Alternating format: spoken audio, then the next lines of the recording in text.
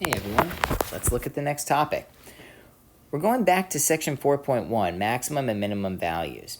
Now, if you're wondering why I waited until now to talk about section 4.1, it's because we look at what's actually a simpler type of maximum and minimum values called absolute max and mins, but they don't really play a role until now when we're going to use that concept to talk about optimization in the next topic.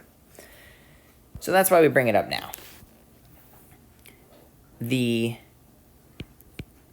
absolute maximum of a function on an interval is just the highest y value on that interval. It can be, there can be multiple instances of that y value. That's fine. Multiple x values can lead to the absolute maximum, but there's only one absolute maximum, right? And of course, analogously, the absolute minimum is the smallest value of a function on the interval. Just the smallest. So, for example, if we just want to draw a graph, maybe here,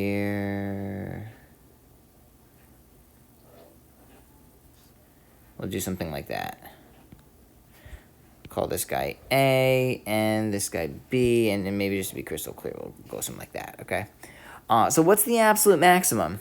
The absolute maximum in this case is f of A, right? It's the highest, the absolute maximum on the interval A to B is f of A, right? It's just literally the highest y value on the interval. What's the lowest y value? Actually, let me make this maybe just a little more different, right? Do something like that, right? Now, what's the lowest y value? It's, I don't know, call that C, right? Whatever f of C is, that's the absolute min, right? Because that's just the lowest y value on the interval. But just to let you know, the absolute max and min can be the endpoints of the interval if the interval's closed. If not, well, then you don't have endpoints of your interval, right? So this is y equals f of x. F has absolute max, f of A, and I'll put it here, and absolute minimum, f of C. All right. Now here's the nice thing. If we have a continuous function on a closed interval, then there's got to be an absolute max and an absolute min somewhere. And we don't know where, but somewhere. And this is called the extreme value theorem.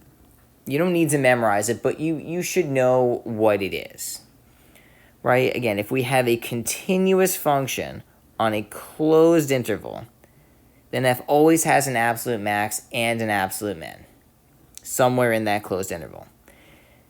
Now note that if f is not continuous on A to B, or if the interval is not closed,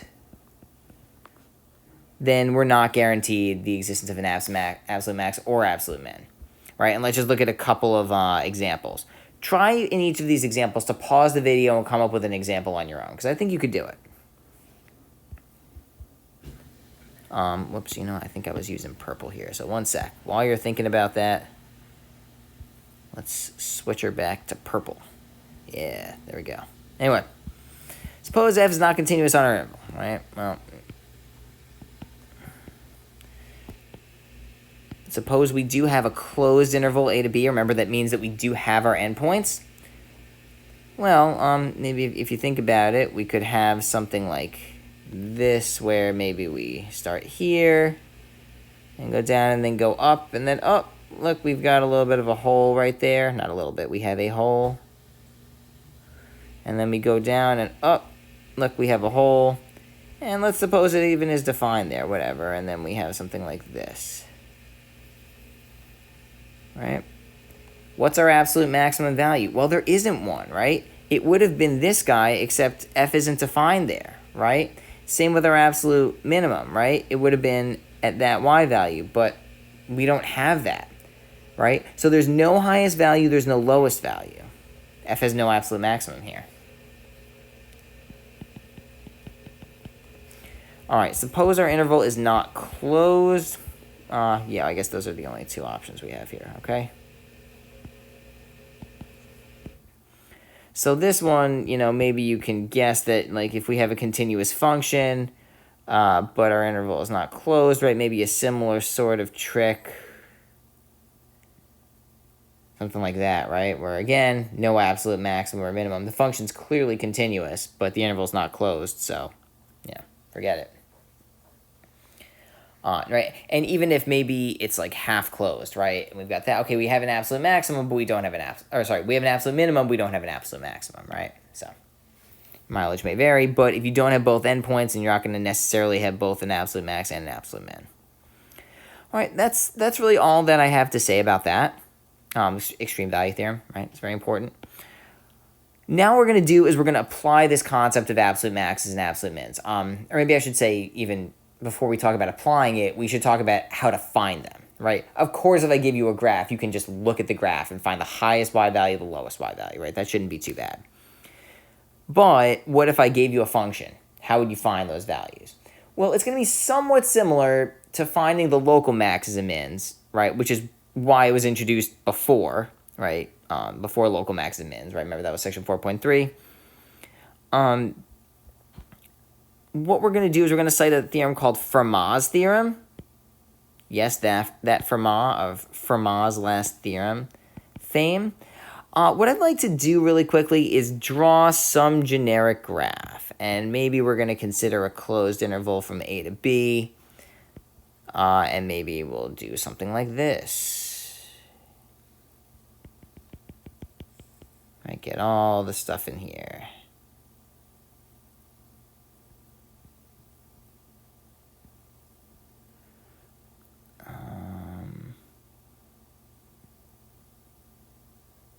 Maybe something like this, I don't know. Something wacky, right? All sorts of stuff. Now, what I'd like for you to do, take a minute, try to identify all the critical numbers, right? Pause the video, try to find the critical numbers. Here they are. We got B, oh, no, shoot, not B. How about C, D, we don't want to say E or F, maybe we'll say G, H, I, J, K, oh boy, that was a lot. And then an L. I'll do a script L so you don't think it's a 1. All right. Right, so just know, oh, and shoot, you know what? I actually forgot one. We'll call this L, M. Sorry, forgot about M. Right. Right. So anyway, we've got all these critical numbers, right? Now, it turns out that we don't have an absolute max or min, right? Because of this vertical asymptote, right? But so maybe let's get rid of that. That's sort of not such a nice. Well, let's see. Let's keep it for right now. Actually, let's keep it for right now. Oh, and I guess we're actually determining the absolute maxes and mins for continuous functions. So let me go back and change this a little bit.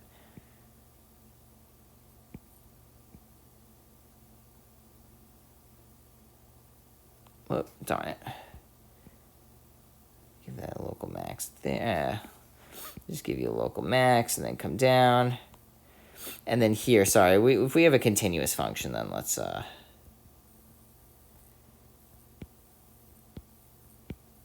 that's a misfire on my part. I apologize for that.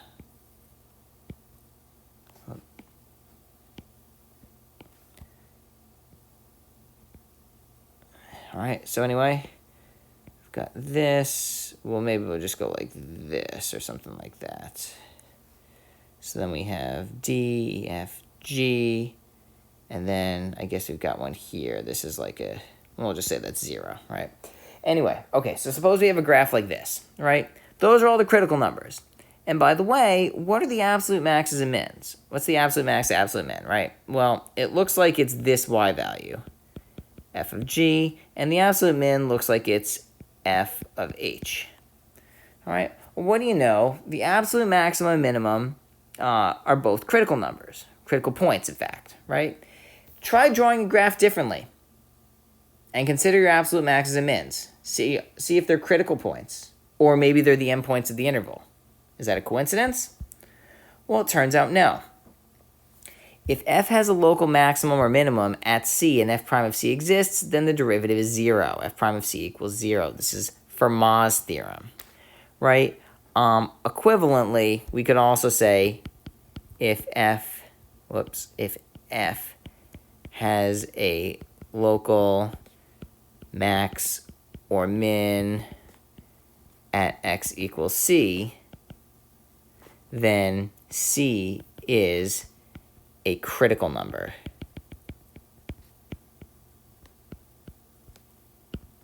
Right? And again, just another quick sketch, no matter how you do it, right, if this is our A and this is our B, well, it looks like our absolute max, or absolute minimum is there. I guess the derivative doesn't really exist there, okay? So it's still sort of, it's a critical number, right? It's a number of interest, right? Because the derivative doesn't exist. And then right here, right? I guess right here, right? There's C, there's the critical number. This is also a critical number, that's also a critical number. And we don't have absolute maxes and mins here or here, right? But we do have an absolute max here, where we have a critical number, right? And we also have an absolute maximum here, or sorry, an absolute minimum here, right? Which is an endpoint, okay?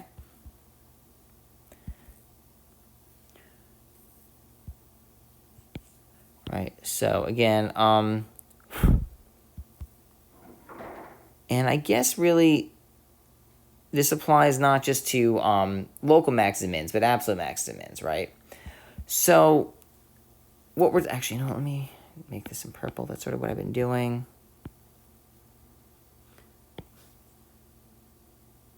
Again, pretty straightforward, something like that, right? Local max, local min. You could have another situation where you have a local max or min at C, but the derivative doesn't exist, right? That's something weird like this, for example, right? And then maybe you could have a derivative that equals 0, but max min does not exist, right? For example, right there. It's called the saddle point, right? So let's put all this together and come up with an important result. This is what we really need to know. This is the crux of the section right here, okay? We know by the extreme value theorem that f must have an absolute max and an absolute minimum. By Fermat's theorem,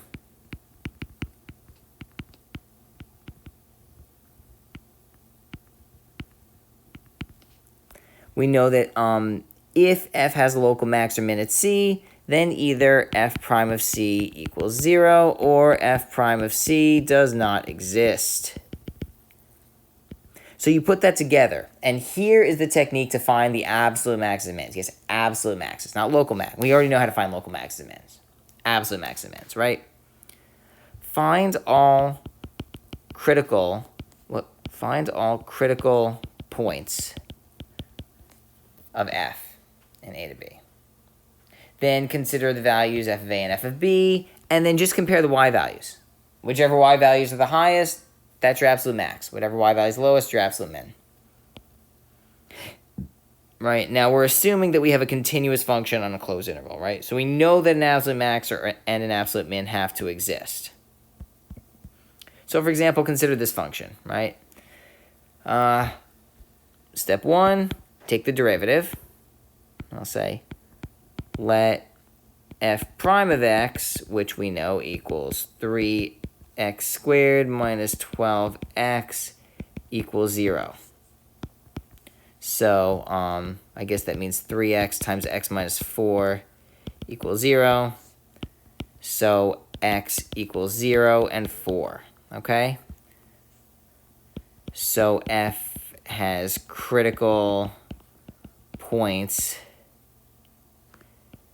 F of 0 equals that 5? Yeah.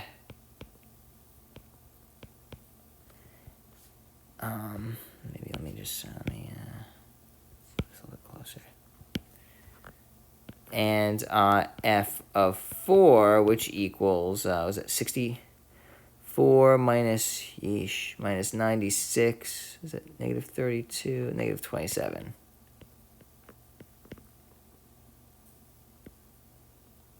Okay. Now, next up, we want to consider our endpoints, right? F of negative 3 equals, that's negative 27 minus negative 81. So I think it's negative 76, right? You can verify that, but I'm pretty sure that's right. And f of 5 equals 125 minus negative 25. I think it's negative 20, right? So we just compare the values, right? We say, okay, so f has